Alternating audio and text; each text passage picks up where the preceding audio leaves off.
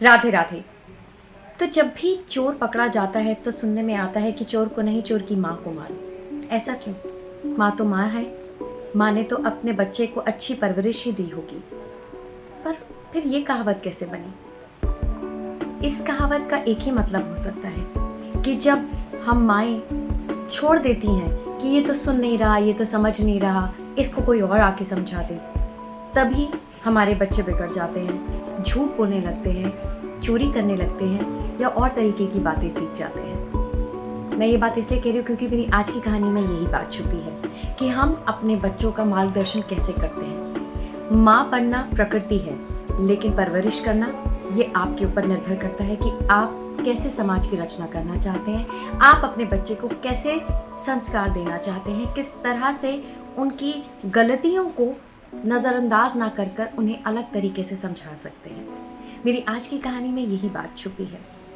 एक बात बताऊंगी कि कहानी सुनने के बाद में आपका मार्गदर्शन होगा और एक नई परवरिश की दिशा में आप ज़रूर सोचेंगे। तो कहानी शुरू करूं?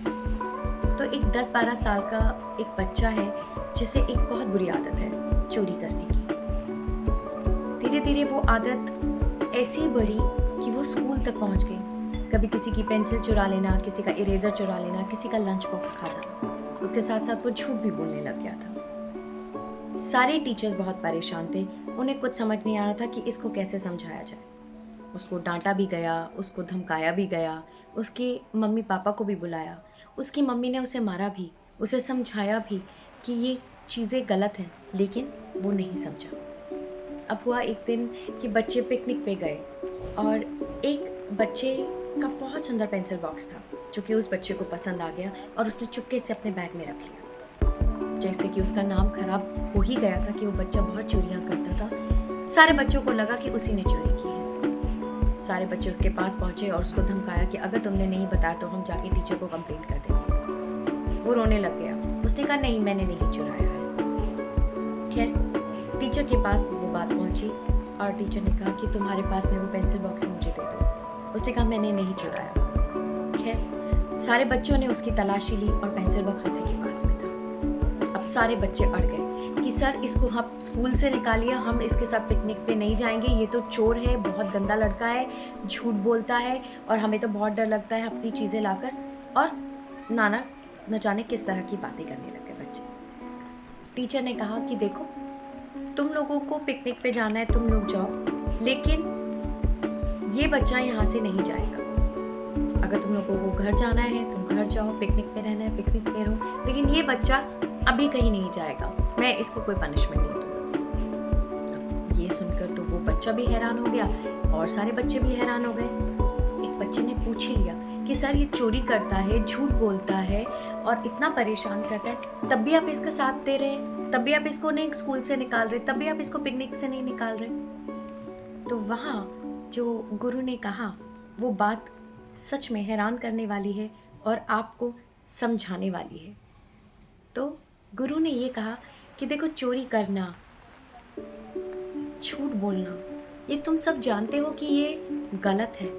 अभी तक ये नहीं जान पाया है कि ये गलत है, कि चोरी करना गलत है। अगर आज हम इसको निकाल देंगे, आज हम इसको नहीं समझाएंगे तो ये आगे बढ़ता जाएगा, इसके अंदर और गुस्सा आता चला जाएगा और ये और बड़ी बड़ी चोरियां करता रहेगा। इसे आज ही समझाना ज़रूरी है, आज ही इसका साथ देना ज़रूरी है।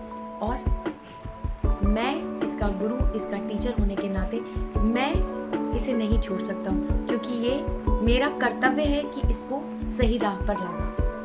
ये बात सुनकर वो बच्चा रोने लगा और गुरु के पाँव में गिर गया। उसने कहा गुरुजी आज तक मुझे इस तरह से ये बात किसी ने नहीं सिखाई। सबने मुझे मारा पीटा, मुझ पे उंगलियां दिखाई, मेरे चरित्र को अलग तरीके से लिया, लेकिन आज आपने मुझ में विश्वास दिखाया है और मैं वादा करता हूँ कि आज के बाद मैं कभी चोरी नहीं करूँगा। कहानी का जो सुंदर भाव है वो यही कहता है कि जब भी हमें कोई भी गलत चीज़ दिखती है तो हम बहुत जल्दी से उंगली दिखा देते कि ये गलत है और ये सही है। क्या हम कुछ उसको ठीक करने के लिए करते हैं?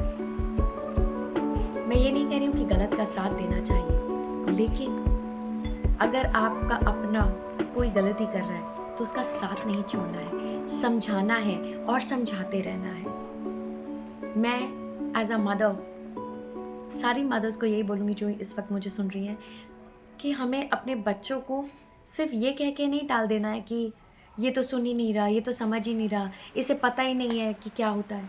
उसे सचमुच नहीं पता है, हमें पता है, और जब इसे पता हो जाएगा तो ये भी नहीं करेगा, जैसे इस कहानी के रूप में था। इस कहानी ने मेरा बहुत मार्गदर्शन किया। मैंने अपने बच्चे को ये कहानी सुनाई और उसने भी मुझसे कहा कि मॉम, जब आप मुझे बहुत प्यार से कोई बात समझाती हो और तो मुझे वो ज़्यादा अच्छे से बात समझ आ जाती है।